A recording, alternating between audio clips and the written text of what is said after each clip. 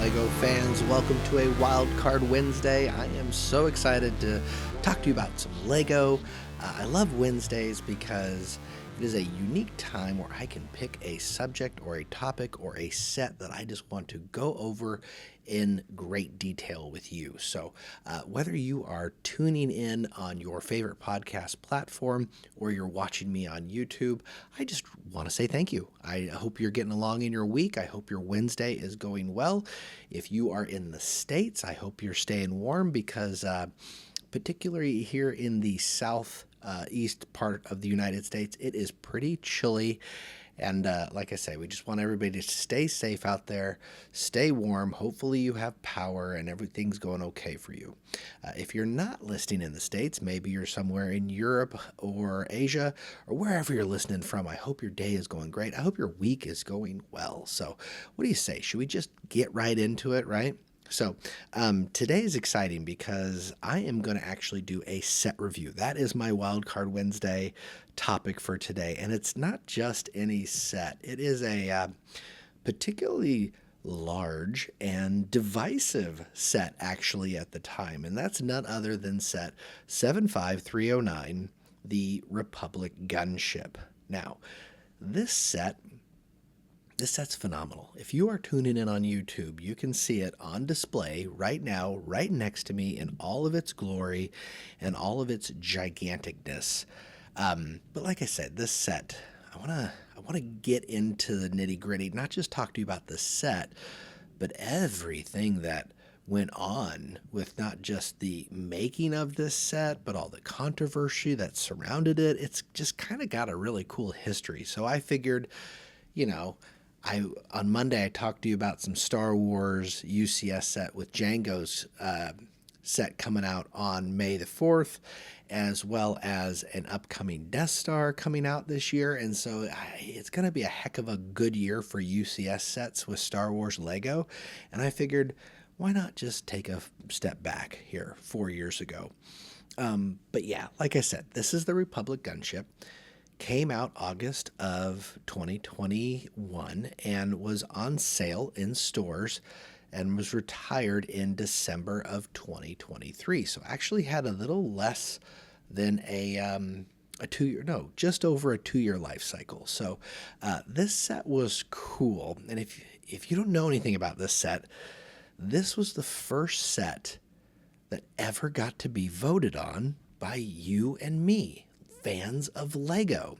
And it's the only time LEGO has ever done this. Who knows, maybe the only time they ever do it, but they basically said, LEGO fans, we want you to cast your vote and we are going to let you decide what the next UCS set is. And that's exciting. If you're a fan of Star Wars like I am, the chance to be able to say, this is what I want, kind of blows my mind a little bit, right? And so they gave us a choice between three giant, I didn't know it was giant type. They gave us a choice between three potential sets. And obviously one was the Republic Gunship, but the other was the Nebulon B Escort Frigate, which sounds like a terrible name, but if you've ever seen pictures of it, they have the microscale version of it now that came out last year.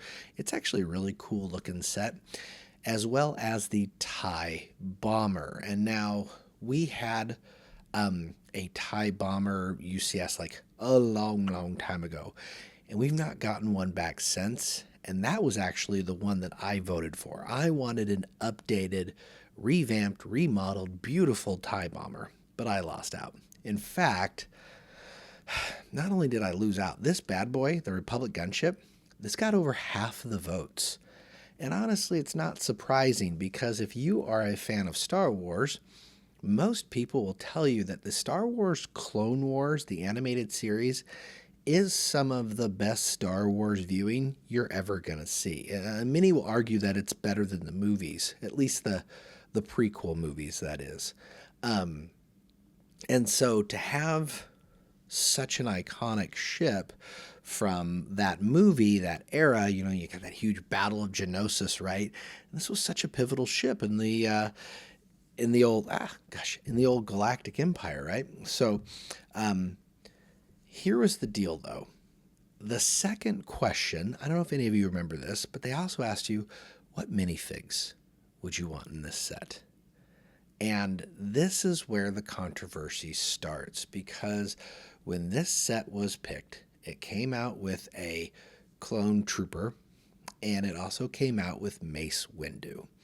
This Mace Windu is exclusive to this set, which people really didn't like because they didn't want to have a really exclusive minifigure tied to a large set. But LEGO has since done this a lot since 2021. So I think people are just accustomed to it now, that if you're going to get a ginormous set, you would actually better get an exclusive minifig to make it that much more impressive.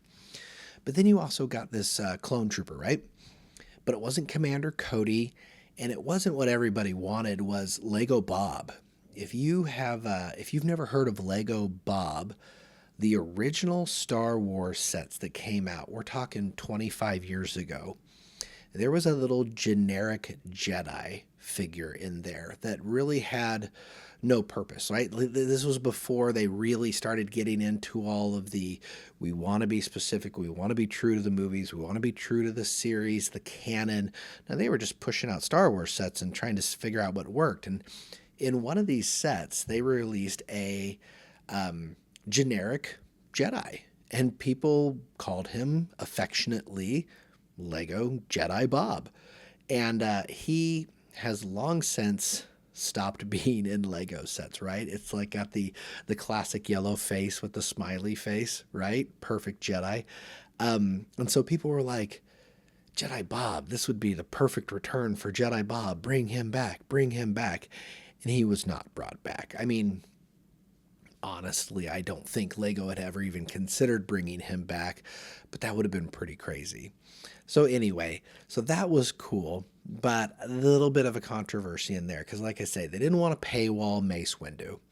I will say this version of Mace Windu, though, with the dusty outfit like he's getting ready when he battles in the Battle of Geonosis, there is a smaller tank set that LEGO put out a couple years later, and you can find him there. So that Mace Windu minifig for this particular set, it only goes for like $15. So in terms of exclusive minifigures, he's really quite affordable, honestly. In addition to that, the other controversy that went out, if you are tuning in on YouTube, like I say, you can see this massive set beside me.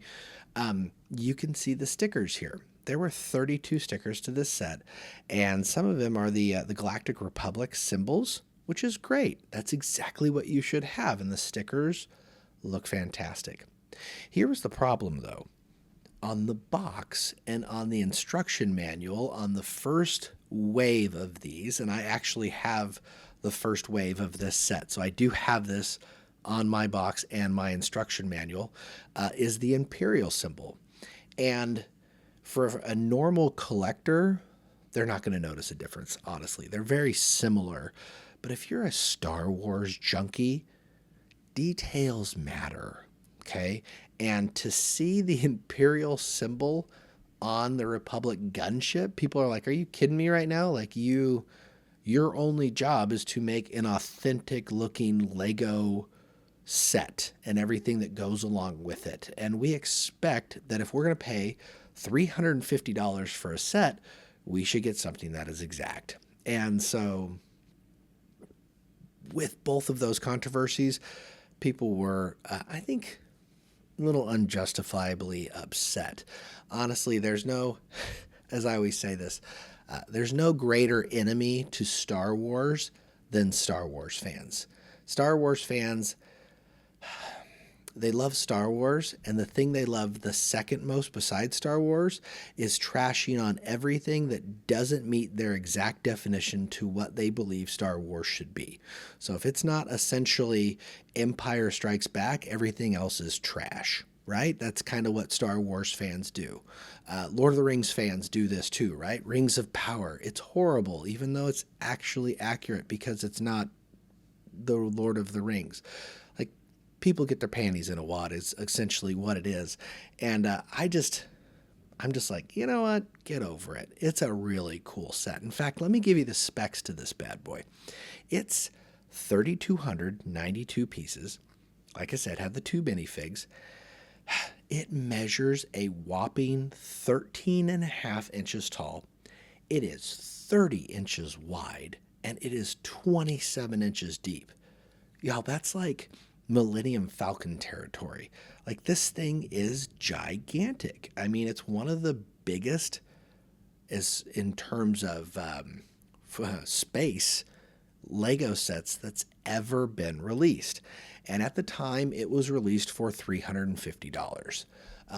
Before it was retired, though, you actually had to pay $400 for this bad boy, which made it like 12.2 cents per piece. And that's pretty pricey.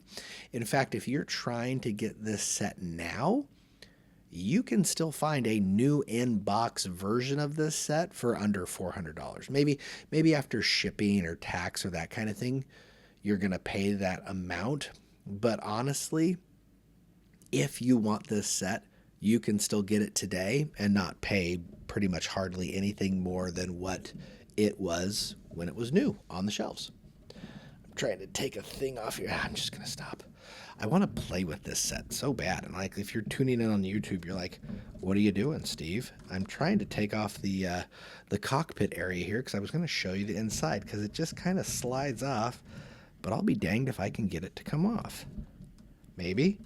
Oh, God. I'm going to break it. I'm going to stop what I'm doing because Lord knows if I'm in the middle of a podcast and this behemoth comes apart on me, it's going to be something. But it's really cool. You've got the front guns on this set. You've got the dual cockpit areas, the printed cockpit pieces. I believe those are unique to this set with that particular printing. You've got gun turrets. You've got both the gun turrets on the side of the ship that actually move back and forth, as well as gun turrets on the wings themselves. Now, the wing gun turrets, they do not move, which is kind of lame, but it is nice to have the gun turrets that do move on the side of the ship. You also have the doors on the side of the ship. Those open in and out, and it's one of those things where you just want to soak it in and look at it because it's just so massive. Like, this is a very Technic style build, and that's honestly, that's pretty common for the larger UCS sets. Like, if you've ever built the Mandalorian ship, it's very Technic based because it's such a heavy set, right? You've got the giant wings with the giant engines on the side that kind of really weigh the whole thing down. It has to be Technic based. And this set is no different. The actual part where you would have the drop ship, it's all Technic that go up to these huge wings. And that is really the star of the show, is these huge wings that just basically go out. Now, this designer, who designed this bad boy? It was Hans Schlommer and Jens Fredriksson. They've designed a lot of UCS sets before, a couple anyway. And so with the way they do the Technic inside, the way these wings attach, it is extremely sturdy. And here we are, 3-4 years out now from having this set, and there is zero sag in these wings. And that's really impressive, I think. You know, a lot of those sets, like I say, the B-Wing or some of the more flimsy sets from 20 years ago, you do get some sag, or you do have to actually go back and work with the stress of those pieces. But you don't get that here. But it was a really cool set. In fact, if you like this set and want to know or see it built, I did a speed build and review of this set back when it came out way back in fall of 2021. And it blew my mind then. It blows my mind now. If you're interested in this set, like I said, it's going to cost you anywhere between $350 and $400 on the aftermarket. It's got 31 bags. The manual is huge. It's 540 pages. It's got like 32 stickers on it, but the color scheme is really good. Everything just comes together really, really well. I love the way the reds work against that white, that dark red. It's such a good color. And then you have the accent with the green, and it's not just your regular Lego green, right? It's that lime green color that I just think works a lot better with the set. I will say it is interesting because the way the doors work, the doors are a little finicky, and the stand itself, it's definitely a solid set, but I do always get worried about it's just like any of these huge sets, right? It's when you take it up and you like mess with the rear gun turret and push it around, or you try and fly it around, you're always worried you're going to bust it because that whole back part, they are locked in place, but it is easy for the doors to come off. In fact, before I even started this, I'm going to break it again. Before I even started this, I actually broke one of the doors trying to just push it back and forth. And so I can actually see I didn't assemble it actually correct. So once I'm done with this podcast, I'm going to go back and reassemble. But overall, like this set is just really, really cool. And when I review a set, if you've ever seen me do a set review, you know I rate it on 4 things. And I've been a little out of the, haven't rated a set in a while, honestly, but I do it on playability, the build experience, the display ability, and the value. So as far as playability goes, this gets in about a 7.5 out of 10 for me. And I'll tell you why.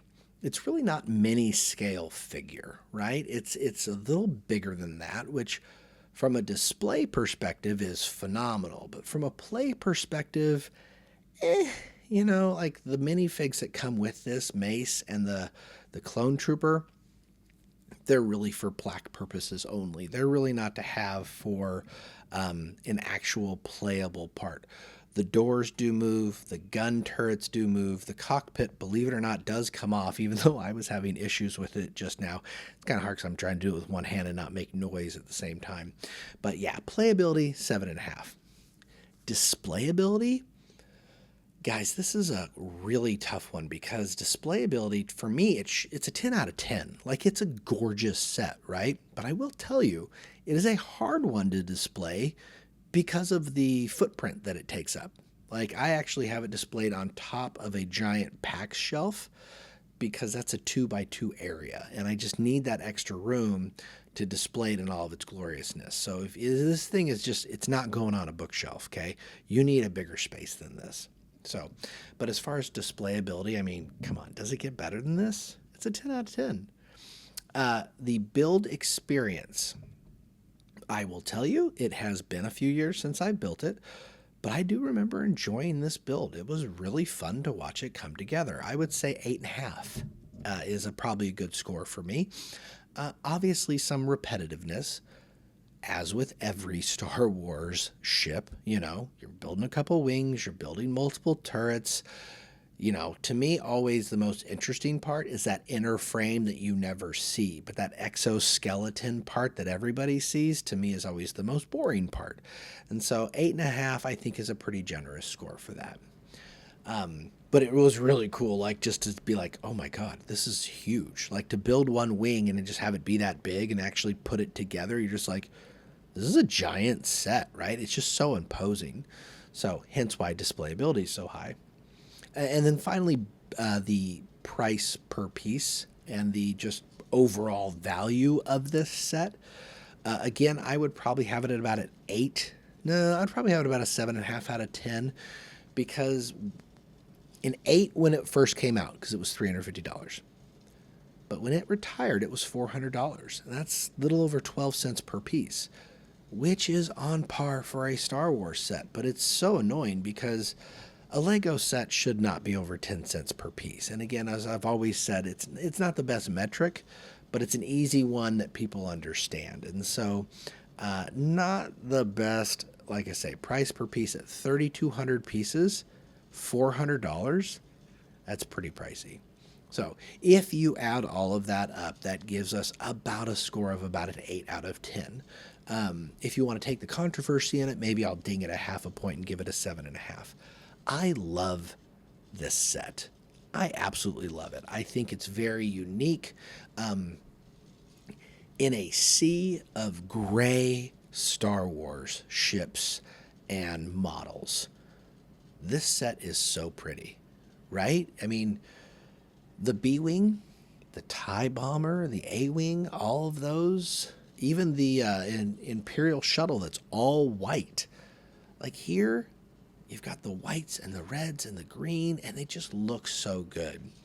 Yeah, the UCS Star Destroyer or the Super Star Destroyer that I have, they're incredibly impressive, but it's a whole lot of gray. The Imperial likes their gray, but the Republic did it in style, right? And they got the reds and everything. So definitely love that.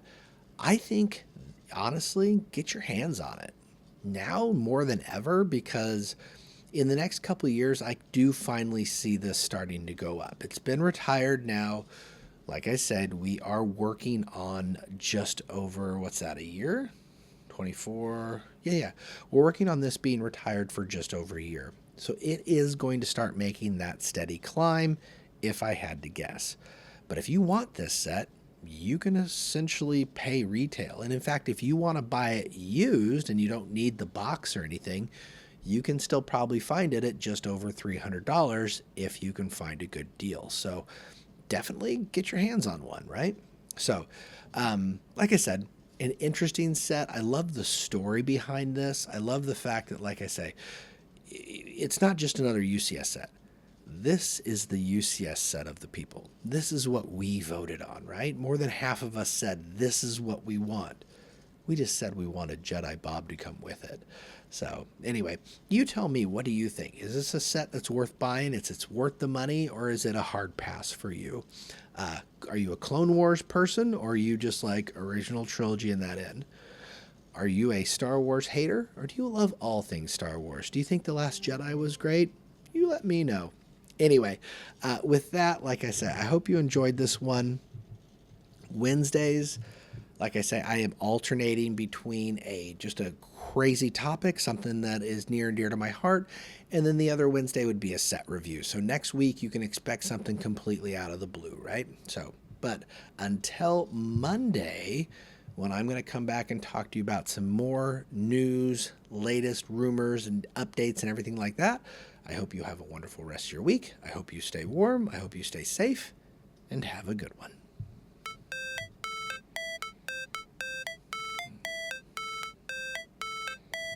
How it's supposed to feel.